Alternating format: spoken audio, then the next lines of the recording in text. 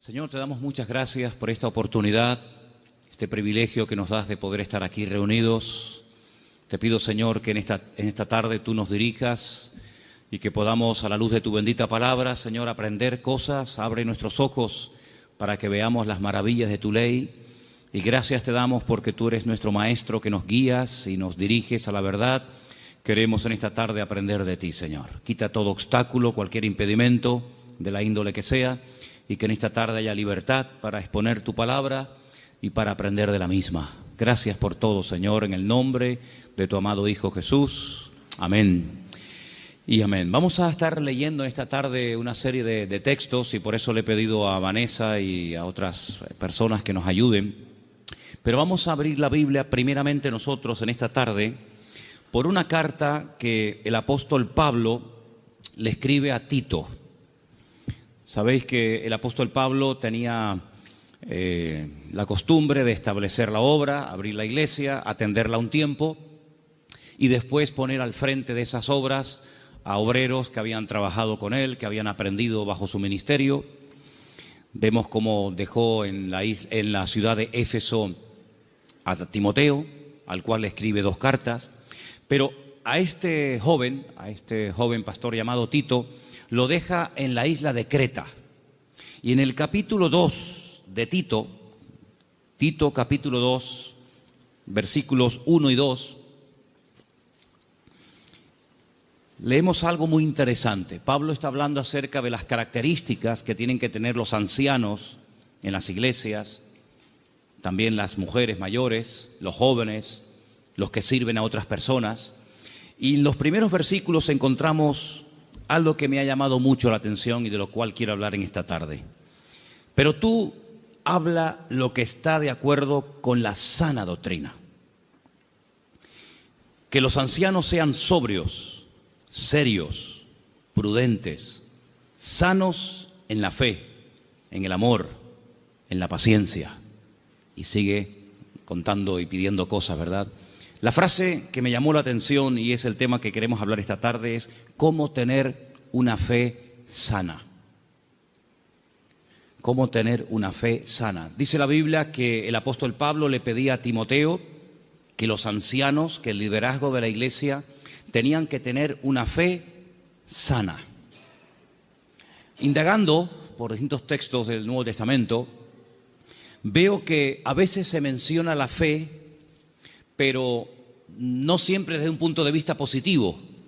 Hay como muchos tipos de fe, incluso también muchos niveles de fe. Y el apóstol Pablo y el Señor, a través de sus palabras, nos dice que la fe del creyente tiene que ser sana. Hablaremos después cómo se puede tener una fe sana, y también nos tendremos que preguntar si la fe que yo tengo está sana o está un poco enferma, ¿no? En Lucas 9:54 vamos a leer el primer texto, donde podemos ver a unos discípulos del Señor que lógicamente tenían fe, pero una fe muy extraña. Yo la he llamado una fe distorsionada. Escuchemos Lucas 9:54. Viendo esto, sus discípulos Jacobo y Juan dijeron: Señor, ¿quieres que mandemos descienda fuego del cielo como hizo Elías y los consuma? Unos discípulos del Señor le están proponiendo al Señor: Señor, ¿quieres que oremos para que caiga fuego del cielo y destruya a esta gente que no ha querido recibirnos? Y dice, ¿pero qué estáis diciendo? El Señor no apoya esa petición. El Señor dice, ustedes no saben lo que están proponiendo, ustedes no saben de lo que están hablando. La fe no es para destruir a la gente, la fe es para edificar, para ayudar, para bendecir. Luego, esta gente tenía una fe distorsionada completamente. Y sería muy bueno que nosotros nos preguntáramos de vez en cuando qué tipo de fe tenemos. Porque vemos que estos discípulos tienen una fe muy grande, incluso hasta para proponerle al Señor, orar para que caiga fuego del cielo, como hacía el profeta Elías en varias ocasiones durante su ministerio, pero que no es ni el momento, ni el lugar, ni muchísimo menos la voluntad de Dios que se esté utilizando la fe para semejante barbaridad. Luego aquí vemos, sí, fe, pero una fe distorsionada. Hay un texto en 2 de Timoteo 1:5 que menciona otro tipo de fe, y es un texto en el que el apóstol Pablo reconoce que la fe de Timoteo no es como la que él va a mencionar a continuación. 2 de Timoteo 1:5. Trayendo a la memoria la fe no fingida que hay en ti, la cual habitó primero en tu abuela Loida y en tu madre Eunice, y estoy seguro que en ti también. Analizando este texto, encontré que hay más de 43 traducciones diferentes de este término griego que se ha traducido en la versión Reina Valera como fe no fingida. Pero hay otras Biblias que en vez de poner fe no fingida, dicen fe verdadera, sincera, fe sin mezclas, fe sin hipocresía, fe nacida del corazón, fe sin disimulo, sin engaño. Incluso hay una versión alemana que dice fe sin máscara. Es un término que se emplea en 6 ocasiones diferentes en el Nuevo Testamento, y hay un versículo en Romanos que dice que el amor tiene que ser sin fingimiento. Exactamente igual que la palabra que emplea Pablo a la hora de referirse a la fe. Entonces hay una fe fingida. Parece que tiene, pero a la hora de la verdad eso no se puede considerar una fe auténtica. Entonces estamos viendo cómo la Biblia menciona y habla de personas que en un momento determinado pueden tener fe, pero no es la fe sana de la cual queremos hablar en esta noche y cómo conseguirla. Entonces hemos visto una fe distorsionada, una fe fingida, que no era el caso de Timoteo. Tenemos también en Santiago 2:26 una fe que no sirve para nada. Lo dice literalmente el texto. Vamos a prestar atención. Santiago 2, versículo 26. Porque como el cuerpo sin espíritu está muerto, así también la fe sin obras está muerta. Fe sin obras. Hay fe, pero no hay obras, luego está muerta. No sirve para nada. Entonces hay gente que puede tener una fe aparentemente muy grande, pero no hay obras. Esa fe no produce nada. Por lo tanto, dice Santiago, es una fe muerta. Y lo muerto, pues ya me contarás para qué sirve. Absolutamente para nada. Ya hay 3 tipos de fe: distorsionada, una fe fingida, una fe muerta, y hay una fe que quisiera contar un poquito de quién se trata. ¿Os acordáis del joven rico? Un chico que dice que había guardado todos los mandamientos de la ley, era muy escrupuloso, moralmente impecable, pero él notaba que le faltaba algo. Y le pregunta al Señor: Señor, ¿qué tengo que hacer para heredar la vida eterna? Y el Señor le propone un estilo de vida diferente, le habla de que tiene que romper con ese espíritu de materialismo que lo domina, le habla de que tiene que guardar los mandamientos, y él dice: yo todo esto lo he guardado. Luego vemos que muchos escribas y fariseos, incluido en el joven rico, eran personas de fe, pero era una fe religiosa, mecánica. Hay que orar, oramos. Hay que leer, leemos. Hay que ayunar, ayunamos. Hay que congregarse, me congrego. Pero el Señor no quiere que actuemos como si fuéramos máquinas, hermanos. Que no seamos como robots, que hacen las cosas pero sin sentimiento, sin pasión, sin ganas, sin deseo. Las hacen, pero no hay vida en lo que hacen. Digamos que es una fe religiosa. Sin embargo, volvemos al texto de Tito capítulo 2, donde el apóstol Pablo dice que los creyentes tienen que tener una fe sana. Quédense con eso, una fe sana, que no está enferma, que no está distorsionada. No es una fe que llegamos incluso a tener fe en la fe, valga la redundancia. Conocen la película de la lámpara de Aladino, ¿no? Esa lamparita que la frotan, sale un genio, y el objetivo del genio es cumplir los deseos de aquel que tuvo la suerte de encontrar la lámpara de Aladino. La fe no es la lámpara de Aladino. No tenemos que tener fe en nuestra fe. Dice el Señor: tened fe en Dios. ¿Cuántos dicen amén? Antes de ver las características y cómo se puede tener una fe sana, quiero llevarles a Mateo capítulo 8, donde vais a ver cómo el Señor sabe perfectamente qué nivel y qué calidad de fe tenemos. En Mateo capítulo 8, a partir del versículo 5, se relata la historia de una visita de Jesús a un pueblo llamado Cafarnaún. que significa el pueblo de Naún. Y en el versículo 5 dice que Jesús entró en Capernaum y vino a él un centurión. Luego no es un judío, es un gentil. Y este centurión, que era una especie de capitán, viene rogándole y le dice: Señor, mi criado está postrado en cama, paralítico, gravemente atormentado. No es un hombre insensible, no es un hombre arrogante como la mayoría de los romanos de la época. Es un hombre que viene pidiendo ayuda. Y viene pidiendo ayuda a un judío. Luego aquí hay un acto de humildad muy grande. Y le dijo el Señor: yo iré y le sanaré. Versículo 8. Respondiendo el centurión le dijo: Señor, no soy digno de que entre bajo mi techo. Solamente di solamente la palabra y mi criado sanará. Esto es tremendo. Porque también yo soy hombre bajo autoridad y tengo bajo mis órdenes soldados.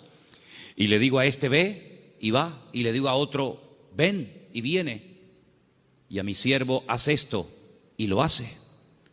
Al oírlo Jesús se maravilló y dijo a los que le seguían: de cierto os digo que ni aún en Israel he hallado tanta fe. No he encontrado a nadie en el país que tenga tanta fe como este hombre.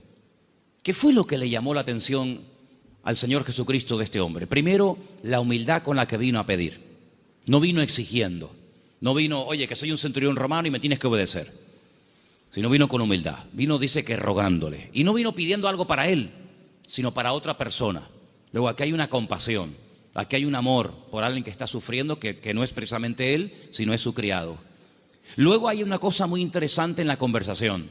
El Señor está dispuesto a ir a la casa de un gentil. El Señor está dispuesto a ir a la casa de este hombre. Sin embargo, este hombre dice: Señor, sinceramente yo no soy digno de tenerte bajo mi techo. Pero podemos solucionarlo de otra manera. Di solamente la palabra, da solamente la orden de que mi criado sea sanado, y no hace falta ni que te desplaces, no hace falta ni que vengas. Fíjate que el hombre le pone un ejemplo al Señor. Le dice: mira, yo soy un hombre de autoridad. Yo le digo a un soldado que venga y viene, lo digo a otro que vaya o haga esto y lo hace. Por lo tanto, lo que este hombre está diciendo es: yo reconozco tu autoridad. Yo reconozco que cuando tú ordenas algo en el mundo espiritual, se cumple. Por lo tanto, como hago yo en lo natural, hazlo tú en lo espiritual. Da la orden y automáticamente mi criado sanará. Él unió el poder de la palabra, la autoridad de la palabra del Señor, con una fe bien puesta y bien depositada con humildad en el Señor. Y claro, automáticamente recibió la respuesta. Entonces el Señor dice que en todo Israel no había encontrado a nadie que tuviera tanta fe, una fe tan grande, tan firme, tan madura como la de este hombre. Luego, por la forma como habló, por la forma como pidió y se comportó, el Señor se dio cuenta de que este hombre no tenía una fe normal y corriente, sino era una fe, amigo, de categoría. Sin embargo, en el mismo Evangelio según San Mateo, un poquito más adelante, en el capítulo 14, ahora las cosas cambian. Porque en el capítulo 14, a partir del versículo 22, dice la palabra del Señor lo siguiente: Jesús enseguida hizo a sus discípulos entrar en la barca e ir delante de él a la otra tierra, a la otra ribera, entre tanto que él despedía a la multitud. Despedida la multitud, subió al monte a orar aparte, y cuando llegó la noche estaba allí solo. Y ya la barca estaba en medio del mar, azotada por las olas, porque el viento era contrario. Más a la cuarta vigilia de la noche, como a las 3:30 de la madrugada, Jesús vino a ellos andando sobre el mar. Los discípulos, viéndole andar sobre el mar, se turbaron diciendo: un fantasma, y dieron voces de miedo. Pero enseguida Jesús les habló diciendo: tened ánimo, yo soy, no temáis. Entonces Pedro le respondió y le dijo: Señor, si tú eres, manda que yo vaya a ti sobre las aguas. Vamos a ver. Jesús le dijo: ven. Simplemente eso, ven. Él, descendiendo de la barca, andaba sobre las aguas para ir a Jesús. Pero, ay amigos, los peros. Al ver el fuerte viento tuvo miedo y, comenzando a hundirse, dio voces diciendo: Señor, sálvame. Al momento Jesús, extendiendo la mano, asió de él y le dijo: hombre de poca fe. Poca fe. Capítulo 8 le dice al centurión, grande, grande es tu fe. Queda maravillado, queda impactado el Señor al ver el nivel de fe que tenía aquel hombre. Sin embargo, a este le dice, hombre de poca fe. Hay otro pasaje muy interesante en los evangelios, ustedes lo conocen perfectamente, donde Jesús está predicando en una casa. Dice la Biblia que fuera hay unos amigos de un paralítico que no pueden entrar. Conocen la historia, ¿verdad? Dice que se suben al techo, no se desaniman, no dicen, bueno, vengamos otro día, tal vez otro día ya no está. Nada los detiene, nada los frena. Descienden al paralítico entre ellos y dice la Biblia literalmente, al ver Jesús la fe de ellos. No habla de la fe del paralítico. Al ver Jesús la fe de ellos, le dijo al paralítico, y todos conocemos el resto de la historia. Luego, tal vez nosotros no podemos ver la fe, ni siquiera la nuestra, pero el Señor sabe perfectamente qué nivel de fe tenemos. La fe que tenemos que tener no es una fe cualquiera. No es esa fe que creemos que es una especie de como dije antes, de lámpara de Aladín o de llave maestra que todo lo puede y todo lo abre. No, no. Tiene que ser una fe sana. Pero ¿cómo se llega a tener esa fe sana? ¿Cuáles son las características de una fe sana verdaderamente en el Señor? Vamos a ver la primera característica que tiene que tener una fe sana. Primera de Pedro, capítulo 1, del 3 al 9. ¿Lo tienes, Vanessa? Vamos a prestar atención a Primera de Pedro 1, del 3 al 9. Bendito el Dios y Padre de nuestro Señor Jesucristo, que según su grande misericordia nos hizo renacer para una esperanza viva por la resurrección de Jesucristo de los muertos, para una herencia incorruptible, incontaminada e inmarcesible, reservada en los cielos para vosotros, que sois guardados por el poder de Dios mediante la fe para alcanzar la salvación que está preparada para ser manifestada en el tiempo postrero, en lo cual vosotros os alegráis, aunque ahora, por un poco de tiempo, si es necesario, tengáis que ser afligidos en diversas pruebas, para que sometida a prueba vuestra fe, mucho más preciosa que el oro, el cual, aunque perecedero, se prueba con fuego, sea hallada en alabanza, gloria y honra, cuando sea manifestado Jesucristo, a quien amáis sin haberle visto, en quien creyendo, aunque ahora no lo veáis, os alegráis con gozo inefable y glorioso, obteniendo el fin de vuestra fe, que es la salvación de vuestras almas. Amén. ¿Os dais cuenta? La primera característica de una fe sana es que tiene que ser probada. Si no quieres tener una fe probada, jamás sabrás qué tipo de fe tú tienes. Mientras no hay problemas, no se sabe si verdaderamente tú eres una persona madura o inmadura. No se sabe. Es como cuando antiguamente te entregaban la cartilla cuando terminabas de hacer el servicio militar y te ponían comportamiento, bueno, malo, excelente, regular, lo que fuera, disposición a la hora de actuar o en fin, las distintas, digamos, no materias, sino las distintas características que se pretendía o se suponía que había en un soldado. Generalmente, a menos que fuera tiempo de guerra, el apartado del valor se dejaba en blanco, porque no hubo ocasión de mostrar el valor. La obediencia sí, la fidelidad, la puntualidad, digamos la uniformidad, pero el valor era una casilla que se dejaba en blanco.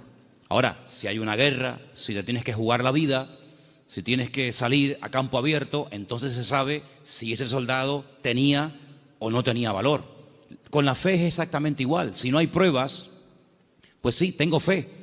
Pero amigo, y cuando llegaron las pruebas, ¿cómo reaccionó usted ante el primer problema que le vino después de conocer al Señor? Porque nosotros reaccionamos de una manera antes de conocer al Señor que no puede ser la misma después de conocer al Señor. ¿Cómo, por ejemplo, reaccionó Job? Job no era judío, Job era un gentil, pero tenía tan clara su confianza y su fe en el Señor que después de las pruebas aún estaba mejor que antes de las pruebas. Antes de las pruebas era un hombre rico, la vida le sonrió, tenía hijos, matrimonio que funcionaba perfectamente, aparentemente, tierras, criados, prestigio, casas, un patrimonio increíble y no había ningún problema. El Señor permitió, porque todo lo permite el Señor, que las cosas comenzaran a ir de diferente manera. Perdió en una semana a todos los hijos, no a uno, a todos, los varones y las hembras. Perdió todos los animales, eso era una tragedia en aquel tiempo. Las cosechas se le pudrieron, la mujer se le volvió en su contra, él cayó enfermo, las casas se le derrumbaron, los amigos, ni te cuento. Si uno dice, bueno, pero ¿dónde está Dios en todo esto? Nunca estuvo Dios más cerca de Job que cuando era probado. Cuando más cerca Dios estuvo de Job y cuanto más cerca Job estuvo del Señor fue en el tiempo de la prueba. En ningún momento se quejó.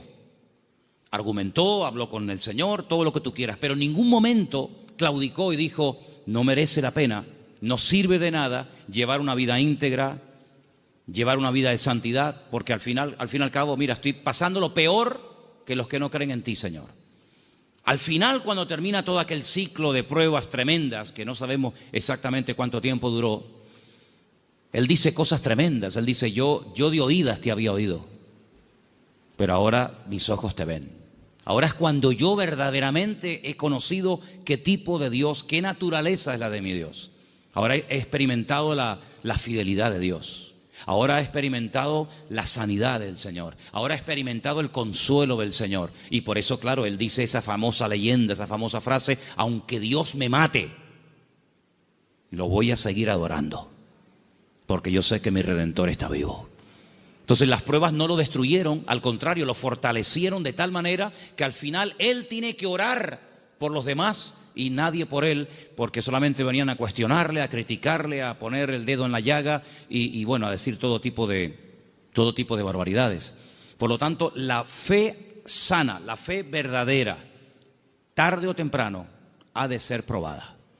Y dice la Biblia que la actitud que tenemos que tener ante las pruebas es de gozo. No es encima, ¿sí? Encima. Tener por sumo gozo cuando os halléis en diversas pruebas, sabiendo que la prueba de vuestra fe produce paciencia. Porque una fe, para que sea sana, tiene que tener un ingrediente indispensable y es paciencia. La fe sin paciencia puede convertirse en temeridad. Y tú dices, pero la fe tiene que ir acompañada de paciencia. Hombre, claro, si no se termina convirtiendo en desesperación. No entiendo nada. Oro, pido con fe y no recibo. ¿Pero cómo es esto?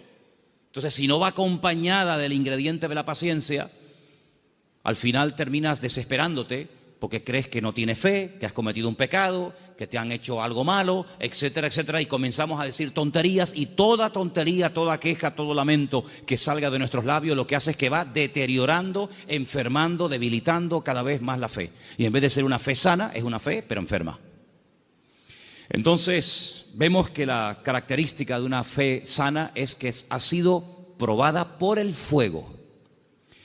Es interesante notar que hay un momento en el que el Señor le dice a Pedro, Pedro, Satanás ha venido para pedirme permiso porque os quiere zarandear como al trigo. Eso es una revelación de parte del Señor, porque en ningún momento encontramos en los evangelios a Satanás hablando con Cristo pidiéndole semejante cosa. Eso es una revelación que el Señor contó. En esas cosas que le ocurrían a nivel personal al Señor, dice, Él os va a zarandear como el trigo, pero yo ya he rogado previamente por ustedes para que vuestra fe no falle. Y una vez que seáis confirmados, vete y confirma a tus hermanos. En otras palabras, el Señor no descarta en ningún momento que un creyente en algún momento determinado de la vida pueda ser sacudido o pueda ser zarandeado, es decir, probado. Y entonces ahí esa fe se puede demostrar y comprobar si verdaderamente la fe que usted tiene es una fe a prueba de bombas o es una fe que le dura hasta la primera prueba. En la parábola del sembrador dice la Biblia que hay semillas que brotaron muy rápido, pero dice cuando salió el sol quemó la semilla y no dio fruto. Y cuando están en privado, los discípulos le preguntan al Señor o le piden al Señor que les explique la parábola del sembrador. Y Él les dice, mira, las semillas que caen junto al camino y brota rápido son los que reciben la palabra, al momento la reciben con gozo, pero como no tienen raíces, cuando sale el sol, que son las pruebas y las dificultades de la vida, las pruebas de la vida secan, son de corta duración. Entonces la prueba lo que hace es que fortalece nuestra fe para que nuestra fe pueda estar preparada para la siguiente prueba y así de esa manera tener una fe robusta y madura que ha soportado las pruebas. Es como cuando se construye un puente, se hace una prueba de carga. No se abre al público, decir, bueno, abran, ¿y si se cae? Hay que hacer una prueba de carga. Ponen el puente todo lleno de camiones cargados a tope y los dejan ahí un tiempo para que si el puente resista, pues si el puente resiste la prueba, pues entonces se puede abrir el tráfico al público. Exactamente igual. Nuestra fe tiene que ser probada y tiene que ser probada donde necesita ser probada. A lo mejor en lo económico, a lo mejor en lo familiar, a lo mejor en lo físico, no sé, pero el Señor sabe dónde tiene que apretar, porque todas las pruebas siempre son para nuestro progreso, para nuestro crecimiento y para fortalecer nuestra fe. ¿Cuántos dicen amén? La segunda característica de una fe auténtica, de una fe sana, la encontramos en una carta que Pablo le escribe a los hermanos de Tesalónica. Primera de Tesalonicenses 1. Del 2 al 10. Es una lectura un poquitín larga, pero por favor presten atención. ¿La tienes tú, Patricia? Adelante. Damos siempre gracias a Dios por todos vosotros, haciendo memoria de vosotros en nuestras oraciones, acordándonos sin cesar delante del Dios y Padre nuestro de la obra de vuestra fe, del trabajo de vuestro amor y de vuestra constancia en la esperanza en nuestro Señor Jesucristo, porque conocemos, hermanos amados de Dios, vuestra elección. Pues nuestro evangelio no llegó a vosotros en palabras solamente, sino también en poder, en el Espíritu Santo y en plena certidumbre. Como bien sabéis, cuáles fuimos entre vosotros por amor de vosotros, y vosotros vinisteis a ser imitadores de nosotros y del Señor, recibiendo la palabra en medio de gran tribulación con gozo del Espíritu Santo, de tal manera que habéis sido ejemplo a todos los de Macedonia y de Acaya, que han creído, porque partiendo de vosotros ha sido divulgada la palabra del Señor, no solo en Macedonia y Acaya, sino también en todo lugar vuestra fe en Dios se ha extendido, de modo que nosotros no tenemos necesidad de hablar nada, porque ellos mismos cuentan de nosotros la manera en que nos recibisteis y cómo os convertisteis de los ídolos a Dios para servir al Dios vivo y verdadero y esperar de los cielos a su Hijo, al cual resucitó de los muertos, a Jesús, quien nos libra de la ira venidera. Amén. La iglesia de Tesalónica, desde el primer momento, fue una iglesia muy perseguida, muy perseguida. No todas fueron así, pero una de las características de esa congregación es que desde el primer momento los creyentes fueron perseguidos. Hermanos perdieron la vida. Llegó un punto que la presión era tan tremenda, que comenzaron a pensar si a lo mejor ya había comenzado hasta la gran tribulación. Fíjate lo que te digo.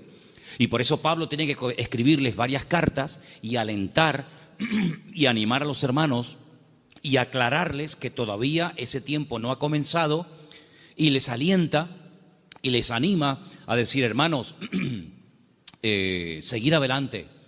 El Señor aún no ha venido. El tiempo de angustia de Jacob, la gran tribulación, aún no ha comenzado. Y Pablo pone doctrina encima de la mesa para que ellos sepan que lo que está pasando no es todavía lo que está profetizado para los últimos tiempos, ¿verdad? Y una de las cosas que el apóstol Pablo reconoce de la iglesia es que la fe de la iglesia, la fe de los hermanos de la ciudad de Tesalónica, no se quedó encerrada entre cuatro paredes, sino que los creyentes no habían perdido el valor de testificar a los que no conocían al Señor. Ellos se habían convertido, como dice ahí, hemos leído, de los ídolos. Habían sido gente idólatra, politeísta, y habían dejado esa vida de desorden, de idolatría, para convertirse al Dios vivo y verdadero. Pero la conversión de ellos, la fe de ellos depositada en el Dios vivo y verdadero, no era algo que se hacía a escondidas, sino algo que ellos querían que se difundiera. De tal manera que Pablo llegaba a ciertas y determinadas poblaciones y la gente en esos lugares daban testimonio de lo que los hermanos de Tesalónica estaban pasando y cómo la fe de ellos se había extendido. Y esto es muy importante, hermanos. Esto es muy importante porque en un momento tenemos un encuentro inicial con el Señor. Nos encontramos con el Señor, entendemos el propósito de la salvación, de la venida de Cristo. pedimos perdón por nuestros pecados, lo aceptamos como nuestro Señor y Salvador personal, muy bien. Pero ¿y ahora? Ahora se tiene que extender nuestra fe. Tenemos que divulgar nuestro testimonio, nuestra esperanza en el Señor, porque no todo el mundo tiene la misma fe, no todo el mundo ha tenido la misma experiencia que tú has tenido, y por eso es muy importante que abramos la boca para que podamos decir a la gente, oye, que hay una esperanza, que hay un remedio, como vimos el domingo, que hay un camino, una verdad y una vida. Y los tesalonicenses no dijeron, bueno, mira, vamos a quedarnos callados porque nos están maltratando, nos están matando, nos están torturando. No importa, vamos a seguir hablando, vamos a dar testimonio de la fe en nuestro Señor Jesucristo. Esa es otra característica indispensable de una fe sana, que no solamente soporta la prueba con gozo y que la utiliza como plataforma para crecer y para acercarse más al Señor, sino que además es una fe que no es muda, no es una fe invisible. Usted sabe que la tiene, pero nadie se ha enterado en la familia, nadie se ha enterado en el barrio. No, yo abro mi boca y extiendo y proclamo la fe, la obra que el Señor ha hecho en mi vida. Esa es otra característica de una fe sana. Un creyente que no testifica no es normal. No es creyente que un creyente que tiene el gozo del Señor y que ha pasado de muerte a vida, pasen los días, las semanas y se le pase la vida y no comparta su fe y su testimonio con nadie. Eso no es una fe sana, es una fe enferma. Otra característica de una fe sana, quiero leer en Santiago, voy a leer este pasaje yo, si no les importa, en capítulo 2, a partir del versículo 14, donde Santiago habla de algo muy importante relacionado con la fe. Dice, hermanos míos, Santiago 2:14, ¿de qué aprovechará si alguno dice que tiene fe y no tiene obras? ¿Podrá la fe salvarle? Si un hermano o una hermana están desnudos y tienen necesidad del alimento de cada día, y alguno de vosotros les dice, id en paz, calentaos y saciaos, pero no les dais las cosas que son necesarias para el cuerpo, ¿de qué aprovecha? No, hermanos, déjenme que diga esto. Decimos, bueno, pero ¿no es el Señor el que suple nuestras necesidades? Sí, pero muchas veces el Señor puede suplir nuestras necesidades a través de nuestros hermanos. A veces cuando veo a un señor mayor o a alguna persona en un parque, en una plaza, dándole de comer a los pajaritos o a las palomas, a mí siempre me viene a la cabeza el texto que dice, hombres de poca fe, mirad las aves del cielo que ni siembran ni hilan, ¿no las alimenta vuestro Padre Celestial? Y yo digo, fíjate, este hombre sin darse cuenta, o a lo mejor sí, no sé, está siendo un instrumento que hoy el Señor está utilizando. Él cree que le sobraban unas miguitas de pan duro y las trae al parque para entretenerse, pero él no se está dando cuenta de que ese montón de pájaros, el Señor los está alimentando a través del detalle de este hombre. Entonces puede ser que el Señor te puede utilizar a ti en un momento determinado y a través de tu vida, cubrir la necesidad, suplir la necesidad de algún hermano. Entonces dice, así también la fe, si no tiene obras, es muerta en sí misma. Una de las fe que comentamos antes. Versículo 18. Pero alguno dirá, tú tienes fe, yo tengo obras. Muéstrame tu fe sin tus obras y yo te mostraré mi fe por las obras. Tú crees que Dios es uno y bien, haces bien. También los demonios creen y tiemblan. Mas ¿quieres saber esto, hombre vano, que la fe sin obras es muerta? ¿No fue justificado por las obras nuestro padre Abraham cuando ofreció su hijo Isaac sobre el altar? ¿No ves que la fe actuó juntamente con sus obras y que la fe se perfeccionó por las obras? Y se cumplió la escritura que dice, Abraham creyó a Dios y le fue contado por justicia y fue llamado amigo de Dios. Vosotros veis pues que el hombre es justificado por las obras y no solamente por la fe. Asimismo también Rahab la ramera no fue justificada por las obras cuando recibió a los mensajeros y los envió por otro camino, porque como el cuerpo sin espíritu está muerto, así también la fe sin obras está muerta. Luego, una característica de una fe sana, que es lo que nos interesa y estamos hablando esta noche, es que es una fe que produce, una fe que hace obras. No es una fe teórica. No, yo creo pero no hago nada. No, es una fe que hace obras. ¿Cómo se sabía que Abraham tenía fe en el Señor? Bueno, pues yo estaba justamente leyendo hoy ese pasaje y dice la Biblia que este hombre viaja desde el sur de Israel, desde una ciudad llamada Beersheba, recorre todo el desierto del Negev, llega hasta el monte Moria, allí en Jerusalén, y antes de llegar deja a unos criados y le dice, bueno, guárdeme aquí el asno, el burrito, que dice, iremos, adoraremos y volveremos. Y a veces seguimos leyendo el pasaje y nos olvidamos de decir, no, espérate un momento, mira lo que acaba de decir. Iremos, adoraremos y volveremos. Pero ¿cómo dice volveremos si Abraham sabe que tiene que subir al monte Moria y sacrificar, es decir, matar a su hijo Isaac? Dirás en todo caso, volveré. La Biblia dice que Abraham tenía tanta fe en el Señor que creía que si mataba a su hijo Isaac, el Señor se lo podía resucitar y volverlo a tener con él. Y en cierto sentido, eso fue lo que pasó. No lo mató, sabemos el resto de la historia, pero él en su corazón lo había sacrificado antes de subir al monte Moria. ¿Se da cuenta? Pero la fe de Abraham no quedaba simplemente en un acto de obediencia, sino que iba mucho más allá. Bueno, yo lo mato, yo lo sacrifico porque al fin y al cabo es lo que Dios, mi Señor, me ha pedido. Pero creo que Él me lo puede dar de entre los muertos. Y es que nunca nadie había resucitado, hermanos. Él no puede decir, no, es que ya resucitó fulanito de tal. No había resucitado nadie. ¿Cómo sabía Abraham que el Señor podía resucitar muertos? Porque Abraham conocía a Dios. Y la fe auténtica, la fe sana, no es una fe ciega, no es una fe irracional, es una fe basada en hechos, en realidades. ¿Y qué mejor realidad que conocer a Dios y conocer su palabra? Yo dije en una ocasión que hubo un momento en nuestra vida en los que creímos en un Dios que prácticamente no conocíamos. Cuando nosotros la primera vez aceptamos al Señor, ¿qué sabíamos del Señor? Pues muy poca cosa. No conocemos hoy nosotros al Señor mejor que hace años atrás cuando lo conocimos o lo recibimos en nuestro corazón, ¿sí o no? Por supuesto que sí. En aquel momento fue un acto de fe. Yo necesité fe, créame, yo particularmente, yo no sé usted, pero yo necesité mucha fe porque yo no creía en Dios. No creía en Dios, sencillamente. Para mí no existía. Y yo necesité que Dios me diera fe para poder creer en Él. Pero créanme, hermanos, y lo digo con toda sinceridad, yo hoy en día no necesito fe para creer en Dios. Yo es que sé que Dios existe. La fe se necesita para creer en lo que usted tal vez no ve o no ha recibido y tiene fe de poder recibirlo. Pero yo no necesito fe para creer en mi Padre. Yo no necesito hoy por hoy fe para creer si este libro es o no es la palabra de Dios. Es que yo sé que es la palabra de Dios.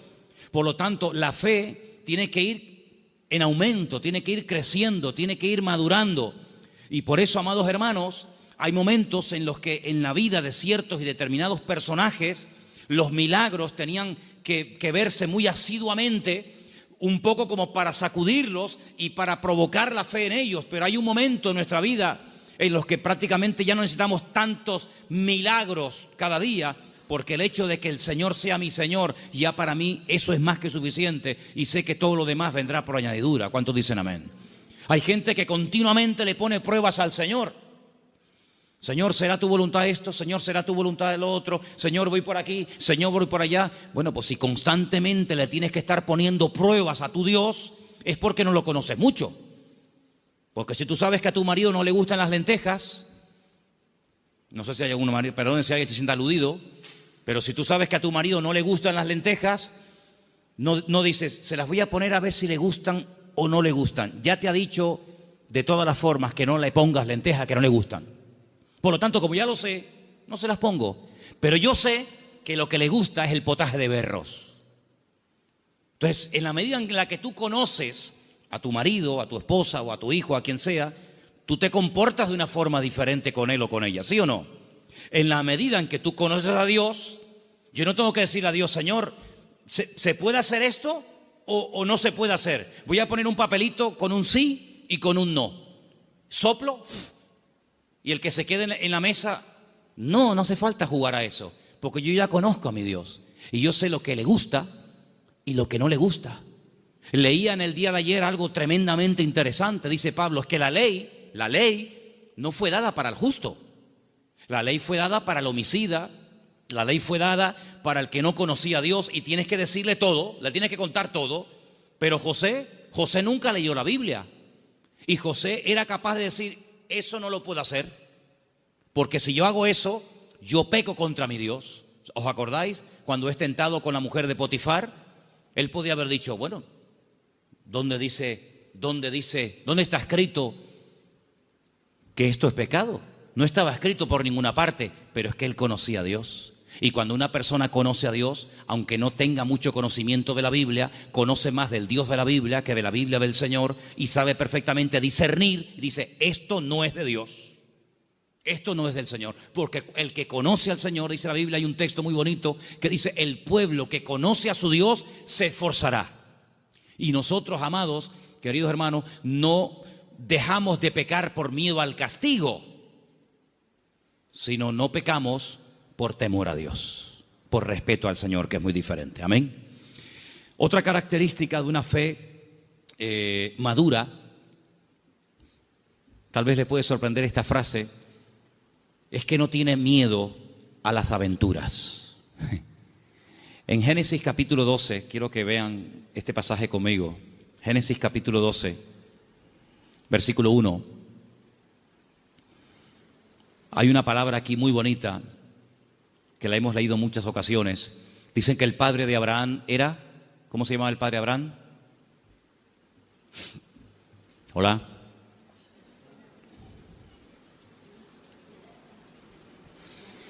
El padre de Abraham se llamaba Taré.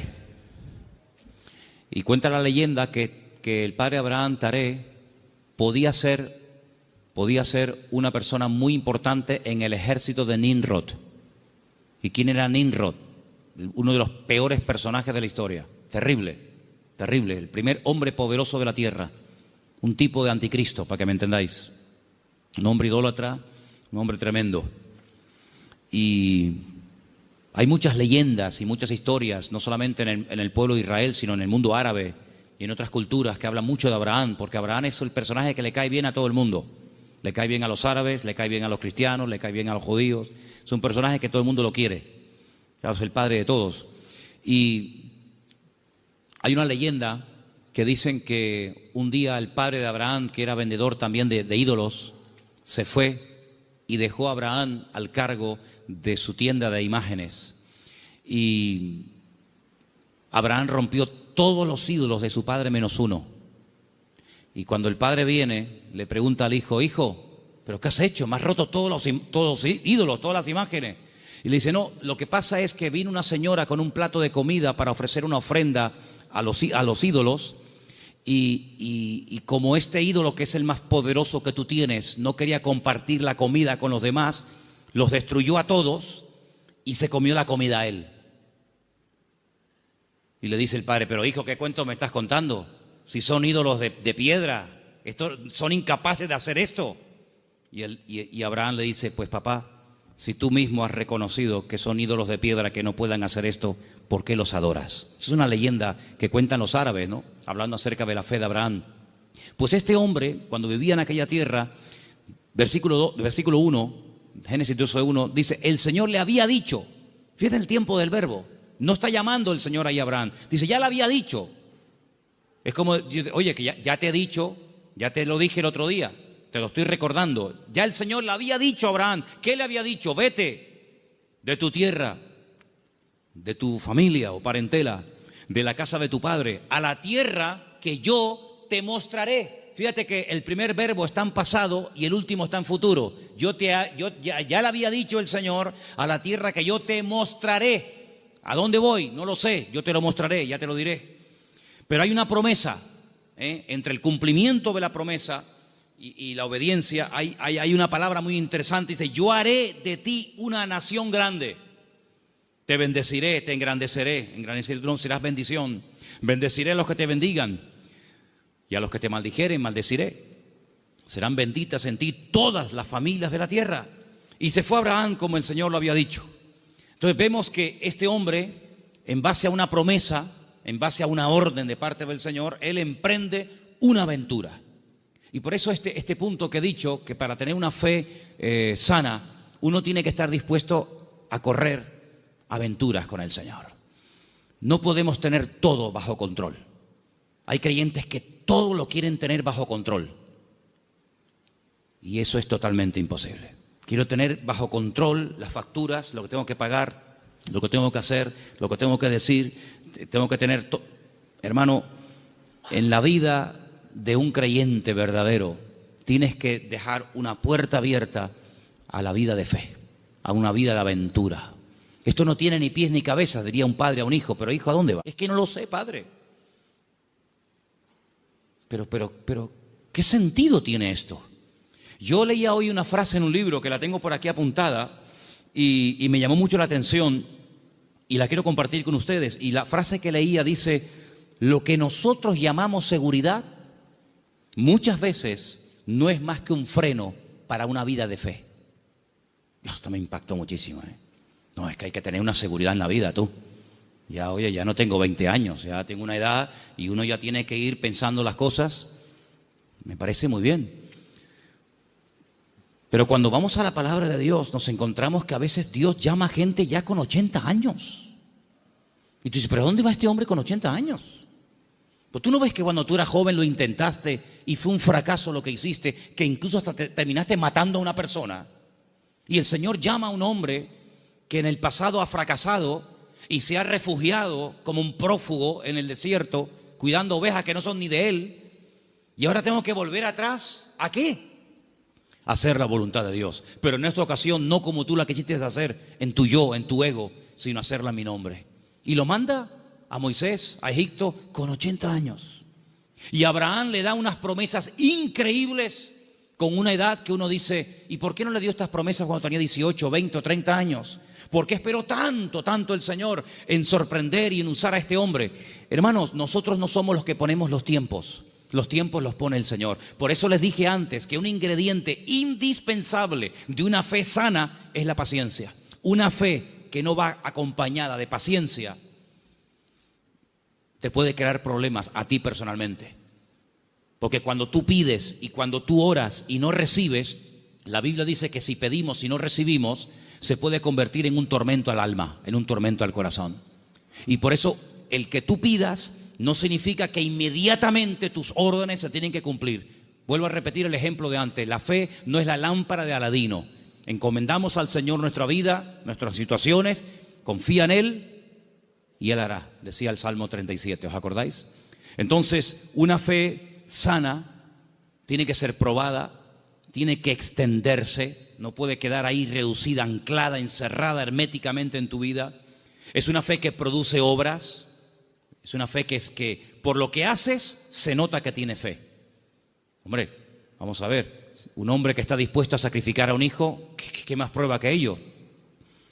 Cuando le dice el Señor a ese hijo el día de mañana, quédate en Beersheba y siembra en el desierto, y este hombre siembra en el desierto y no cuestiona a Dios diciendo, oye, pero ¿cómo que siembra en el desierto? Esto es un disparate, es una locura. ¿Cómo voy a sembrar la semilla?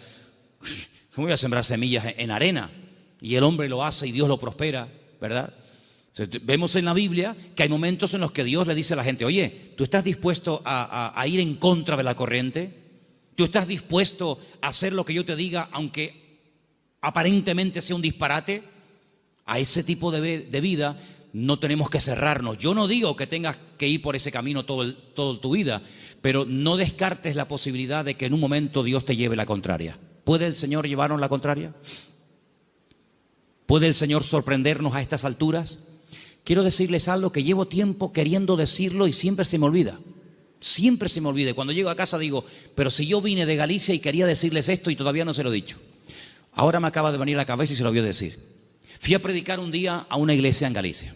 No voy a decir ni el sitio porque sabe Dios a dónde llegan estas predicaciones. Fui a predicar a un lugar y el pastor de esa iglesia, que llevaba ya mucho tiempo al frente de esa congregación, me dice que se va a ir a otra ciudad, a empezar otra iglesia. Digo, muy bien. Y él sigue hablando y me dice, es que esta iglesia en la que yo ya he estado años, yo creo que ya ha dado todo lo que tenía que dar. Hemos hecho evangelismo, hemos hecho retiros, hemos hecho campamentos, hemos hecho vigilias, y yo creo que esta iglesia ya ha dado todo lo que tenía que dar, y voy a comenzar en otra parte. Y cuando yo llegué a casa y comencé a pensar en lo que este hermano me había dicho, es un buen hombre, es un buen pastor, no estoy hablando de un pseudo pastor, estoy hablando de un hombre de Dios. Pues yo dije, Señor, es interesante en la vida, porque en la vida tiene que saber uno hasta dónde tiene que llegar. La Biblia nos enseña que el sueño de Moisés era entrar a la tierra prometida. El Señor dijo, no, hasta aquí llegaste, amigo.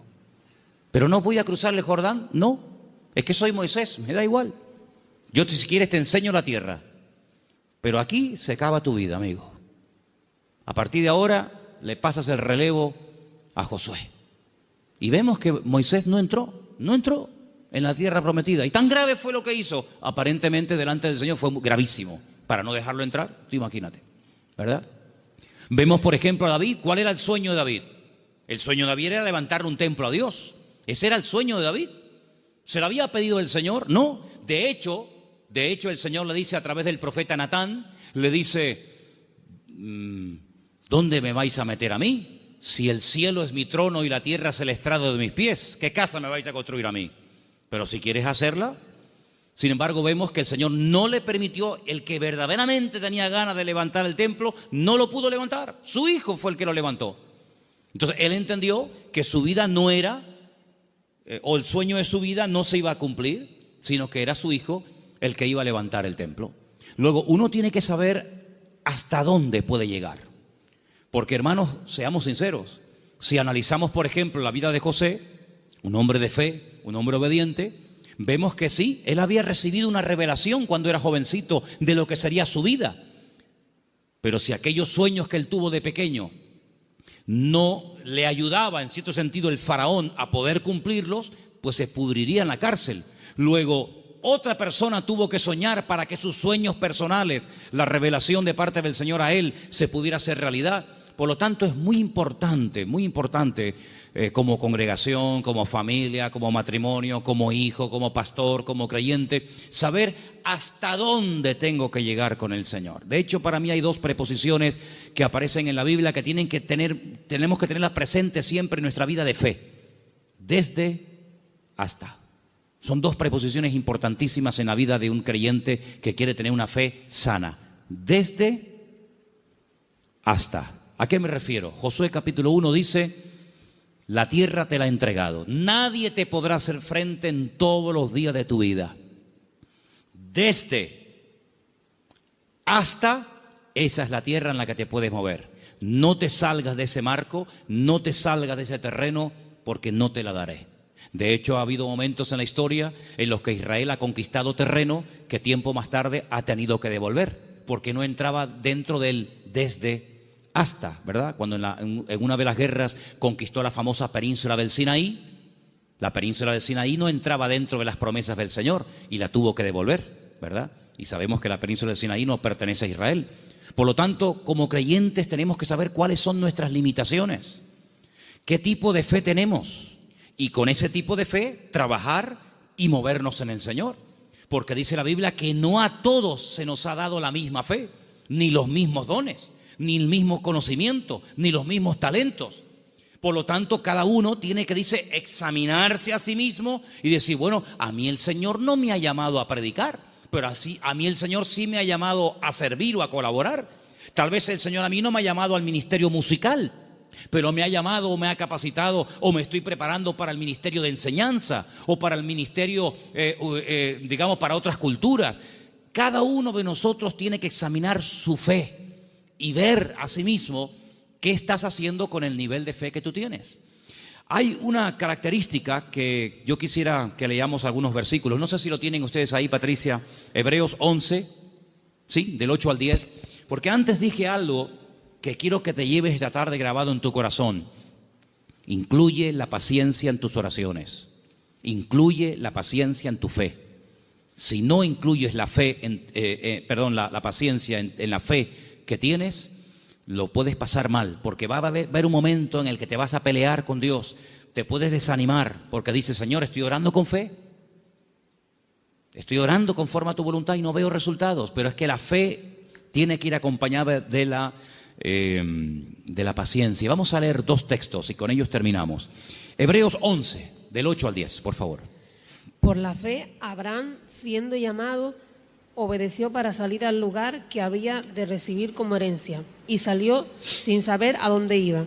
Por la fe, habitó como extranjero en la tierra prometida, como en tierra ajena, morando en tiendas con Isaac y Jacob, coherederos de la misma promesa, porque esperaba la ciudad que tiene fundamentos, cuyo arquitecto y constructor es Dios.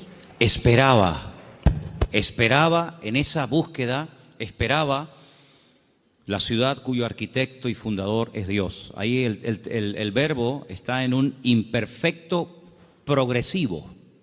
Es decir, espero, pero no de brazos cruzados, a ver qué pasa. No, espero y me muevo en esa espera.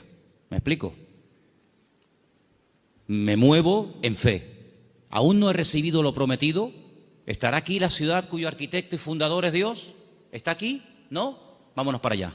Y se iba a otro lugar, acampaba. Yo lo que busco es la ciudad que ha construido mi Dios. Una ciudad firme, estable.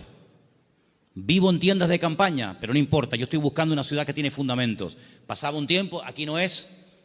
Bueno, dice la Biblia, y esto es un misterio tremendo, que dice que la llegó a ver. La llegó a ver y la saludó, como diciendo, algún día yo estaré allí. Yo les dije una vez que a mí me llamó muchísimo la atención, porque esto es algo que dice el Nuevo Testamento. Eso no lo dice el Antiguo Testamento. La Biblia no dice en el Antiguo Testamento en ninguna parte que Abraham buscaba la ciudad cuyo arquitecto y fundador es Dios. Eso no lo dice en ninguna parte. Eso lo dice el Nuevo Testamento en la carta a los Hebreos. Luego hay una transmisión oral, cosas que se contaban de padres a hijos, de generación en generación, que no están escritas en la Biblia, pero que llegaron hasta los tiempos del Señor Jesucristo, y el que escribió la carta a los Hebreos, que puede ser Pablo, Apolo, Lucas o quien fuera, él, inspirado por el Espíritu Santo, dice en la carta, si fuera mentira, Dios no le hubiera permitido que lo escribiera, que Abraham lo que en el fondo buscaba no era agua en el desierto. Lo que él buscaba era una ciudad cuyo arquitecto y fundador es Dios. Y tú dices, ¿qué ciudad es esa? ¿Qué ciudad es? ¿Una ciudad que ha hecho Dios? Bueno, yo solamente conozco una. ¿Cuál es? Pues la Nueva Jerusalén, ¿sí o no? No hay otra. Bueno, pues cuando hemos ido muchas veces a Israel, en el famoso Museo del Templo, pues resulta que al principio ustedes saben que hay unas habitaciones que te van explicando la historia de la Biblia con unos cuadros gigantes, unos cuadros enormes. No dejan sacar fotografías, no dejan hacer películas, pero bueno, yo lo tengo aquí grabado en mi cabeza. Y hay un cuadro enorme que yo me quedé mirando, digo, esto es increíble, Se ve. Son allá, claro, ya Isaac no era un niñito de 4, Isaac tenía entre 35 y 40 años cuando va al monte Moria con su padre. Algunas veces la gente se imagina que ven mi niño, ven bonito, ven, ponte aquí. No, Isaac era un hombre ya hecho y derecho. Y lo pone sobre el altar y se ve el altar de piedras con Isaac amarrado de pies y de manos. En el fondo se ve unas zarzas con un carnero allí enroscado. Se ve a Abraham con el puñal en alto, pero él está mirando al cielo y es a lo que voy. Y se ve en el cielo el templo de Jerusalén, todo como si fuera de oro. Se ve el templo y Abraham mirando el templo de Jerusalén. Por eso los judíos dicen que lo que Abraham vio en el monte Moriah fue el futuro templo de Jerusalén, y ese es el monte donde se construyó el templo de Jerusalén. Y yo cuando miraba aquello digo, pero si los judíos no leen el Nuevo Testamento, si los judíos tienen prohibido leer el Nuevo Testamento, ¿cómo saben ellos que Abraham allí en aquel sitio, según la versión judía, él vio el templo de Jerusalén? Y yo en el Nuevo Testamento veo que Abraham lo que vio fue la Nueva Jerusalén. Bueno, algo se tuvo que transmitir a lo largo de la historia, de boca en boca, ¿verdad? De generación en generación, que llegó hasta los tiempos de la carta de los Hebreos, donde vemos que Abraham vio algo y dice que la vio. Entonces, amados hermanos, el nivel de fe de Abraham era algo tan espectacular que ¿cómo va a tener el temor de sacrificar a un hijo cuando sabe que Dios se lo puede resucitar? ¿cómo va a tener él temor de dejar la herencia de su padre y quedar totalmente desheredado a la hora de salir del hogar, cuando él sabe perfectamente lo que Dios le está prometiendo? La fe no tiene lugar a la duda.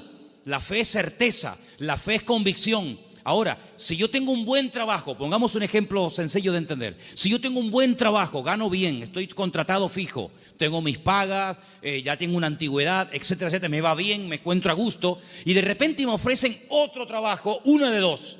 O el que me ofrecen tiene que ser 1000 veces mejor que el que tengo,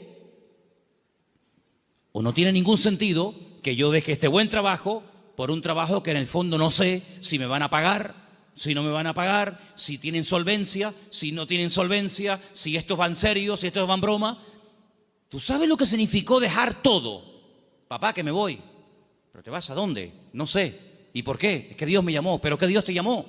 Era una aventura, era un disparate. Pero un disparate para el hombre que tiene una fe enferma. Un disparate para el hombre que se pone encima de una mesa y empieza a sacar cálculos y saca la calculadora y dice: esto es un disparate, esto no va a funcionar bien, esto no tiene ni pies ni cabeza. Para el hombre natural, dice la Biblia, que las cosas de Dios son un disparate, son locura. Pero para el hombre que tiene el Espíritu de Dios, dice que la fe te permite, hay distintos niveles, ¿verdad? Hay un momento en el que la fe, si crece, si madura, si se extiende, una fe probada, etcétera, te permite ver por la fe y llamar las cosas que no son como si ya fuesen. Tú imagínate que yo mañana llego aquí y les digo: hermano, a partir de ahora me llamo Daniel, ya no me llamo Manolo.